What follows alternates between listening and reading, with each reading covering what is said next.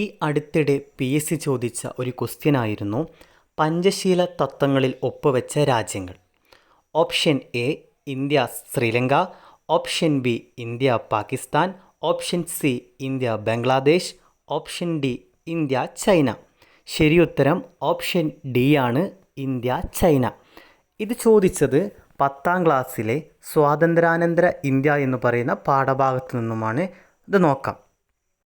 പഞ്ചശീല തത്വങ്ങൾ 1954 ചൈനയുമായി അതിർത്തി തർക്കമുണ്ടായപ്പോൾ ഇന്ത്യയും ചൈനയുമായി ബന്ധപ്പെട്ട കരാറാണ് പഞ്ചശീല തത്വങ്ങൾ.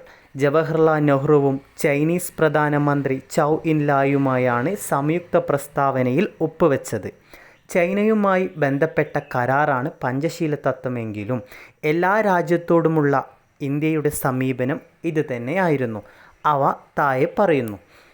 രാജ്യത്തിൻ്റെ അതിർത്തിയും പരമാധികാരവും പരസ്പരം അംഗീകരിക്കുക, പരസ്പരം ആക്രമിക്കാതിരിക്കുക, ആഭ്യന്തര കാര്യങ്ങളിൽ പരസ്പരം ഇടപെടാതിരിക്കുക, സമത്വവും പരസ്പര സഹായവും പുലർത്തുക, സമാധാനപരമായ സഹവർത്തിത്വം പാലിക്കുക.